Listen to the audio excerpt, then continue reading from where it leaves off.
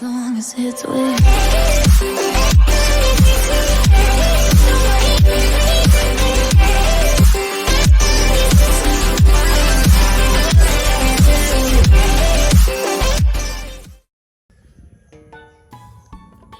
So isang magandang araw na naman po sa ating mga viewers. Andito na naman po tayo sa panibagong episode ng Poppy MacTV Property and Lot Vlogs.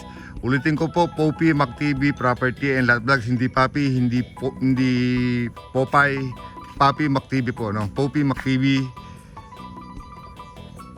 Yun po ang pangalan ng channel natin, no? So yun, yung iba kasi nagpapakilalang sila si Poppy MacTV. Ginagamit na po nila tayo. So yung number po namin nakalagay sa baba. Yan po yung personal na number na gamit ko. Tapos yung profile ko po mismo yan. Yung makikita nyo naman po yan once na sinerch nyo ko. Ang profile ko po is yung maraming listing ng lupa, no? Na naka-public po yun. So ang babalag po natin ngayon ay may sukat na 1.2 hectares dito po sa bayan ng Paniki, Tarlac. So napakaganda po na ibabalag natin for today's video. Ito po ay perfect farm para po sa inyo. Naka-develop na po yung farm. Mamaya po masisilip nyo yung loob. Ngayon po pinapakita ko lang po sa inyo yung access road dito po sa papuntang entrance ng farm. So ito po yung gate. Nakabakod na po yung buong property. 2-lane cemented road po ito. Ayan. So magkabila 2-lane cemented road. Ang frontage niya is siguro nasa 40 meters frontage. So papasok po ako sa loob para po makita nyo kung ano ba yung nasa loob. Ito po ay napakagandang farm. Merong kalamansi, 120 pieces na kalamansi. At the same time, meron pong 20 pieces na mangga. Wait lang po, no? Sasara ko na itong gate. At saka po ito ay pwede rin pong gawing piggery, no? So meron na po silang building dun sa likod na may capacity po na 30 heads. So andito po tayo sa sa banda na to. So makikita nyo po uphill, overlooking yung property papunta ron sa bahay. At the same time po kasama na rin daw po yung bahay na yung once na binili nyo po ito. So napakaganda po, may farmhouse na kayo. May kalamansian farm na, merong fish pond, merong mango farm. So dito po, yung mango farm niya is nasa 120 peraso. Sa part po na to, ito po yung naka-overlooking.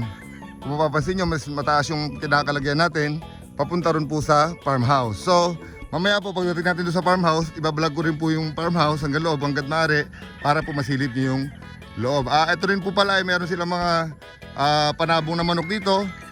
Ito po ay isang integrated farm. So napakaganda po dahil ito po ay nakadevelop na po. Marami na rin bunga ng nyog, ay puno ng nyog. So hintayin na lang po nating lumaki at nang tayo ay makapag-harvest.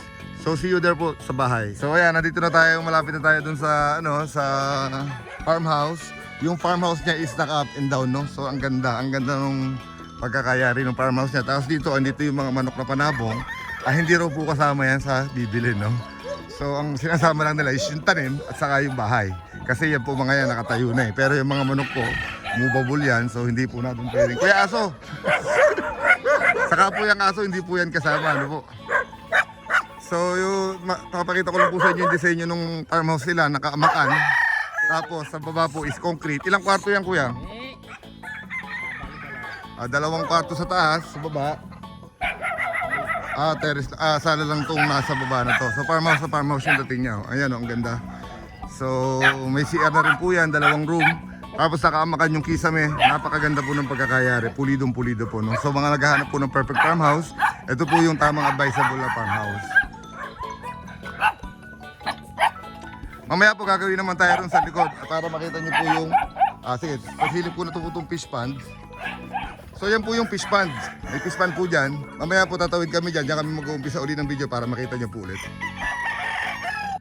So bababa na tayo rin sa farm. Dito sa area na to naman is meron silang parang pinaka-ipunan ng kahoy or kung ano man yung pwede nyong gawin dyan. Ano ko yung purpose ito? Pahinga, ano pwede nyo pahinga, pwede yung baka ng kahoy. Kayo po ang masusunod. Ito po yung fish pond, no? Malapitan. So papunta po tayo rin sa mango farm. Yung mango farm nito is nasa pinakalikod. So mapapansin nyo, meron ditong access road papunta po rin sa mismong mango farm. So may fish pond siyang isa rito na maliit lang, tamang-tama paglagyan lang din ng mga hito or tilapia kung gusto nyo. So napakaganda po ng property. Ayan. Tapos doon mga bagay ng manok panabong. Ito po yung fish pond. Saktong-sakto kung tilapia farm ang gusto nyo, pwede po yan. So mamaya po ibibideo natin naman yung nandun sa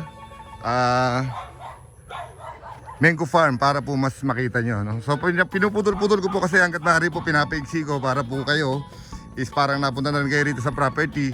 Pero at least po, pagka kasi nilalakad namin, medyo nagkakaroon ng delay minsan. So kinakat-kat na lang po namin para po mas madali yung mapanood, no? So babalik po ako mamaya doon. Ayun na po yung mga rooster farm niya. Okay, so dito tayo sa pinakalikod na part na, sa mango farm na tayo. Papansin nyo rito, may mangga na. Tapos dyan tayo galing kanina, ayun yung mga pinaka manok panapon niya. Tapos meron na naman pong isang bahay dito. Ito raw po pala yung bahay ng pinaka katiwala nila. Yung nasa harapan, yung po yung pinagsisilbing vacation house po nung may-ari, no? Pagka bumababa sila rito, doon sila nag-i-stay sa isang bahay, yung amakan. Ito naman daw po yung bahay ng caretaker. Tapos po, sa sobrang ganda po ng farm, talagang perfect na perfect. Meron po sila ritong tupahan. Ayan, tupa. Nag-aalaga sila ng tupa, ayan, no? May tupa, tapos doon po, meron na namang pang piggery. Dito po sa part na to, is paakit na naman yung uphill na naman yung terrain. No, so ayan yung tupa niya, oh. Perfect na perfect para sa mga gusto mag-alaga ng hayop. Tapos dito may komunal na CR. Tapos dito may kambingan naman, no. Ayan, kambing naman dyan sa area na yan. So pagpasensya nyo na po ako, hihingalin na naman ako rito, packet na naman. Papakita ko lang po sa inyo hanggang dun sa dulo. Kaya malapit na yung pinakadulo, di ba? So tatapusin ko na po ito hanggang dulo para po hindi na tayo magkakat. Para lang po, para rin kayo nakapasyal dito sa area. So 30 na mangga po ito. Ayan. Nakita nyo hanggang dito naman po may mga manok, panabong sila. So ayan, oh, napakagandang farm. Ito building para sa itong ginagawa. Ayun, gagawin to para sa nilang pig pen, no? So on progress pa lang naman. Pero may baboy na sila. Asan na? Dito wala pa. Okay. May dalawa po kasi yung farm nito na iba-vlog namin. Isa ito, saka may isa pa ron sa kabilang barangay. So mamimili po kayo rito sa mga farm na ni Ma'am. Shoutout kay Ma'am Hilda. Yan ang pangalan ng ating seller. So napakaganda. Grabe. Madala po yung ganito kagandang farm na nakikita ko. Sa totoo lang po ito ay nakadevelop na. Tapos ang ganda ng terrain niya, mixed terrain. May flat, may hilly. Nakita nyo naman po yung hingal ko. So pag dito overlooking na naman. Kuya, yung nakanet sa inyo pa? Yung nakanet?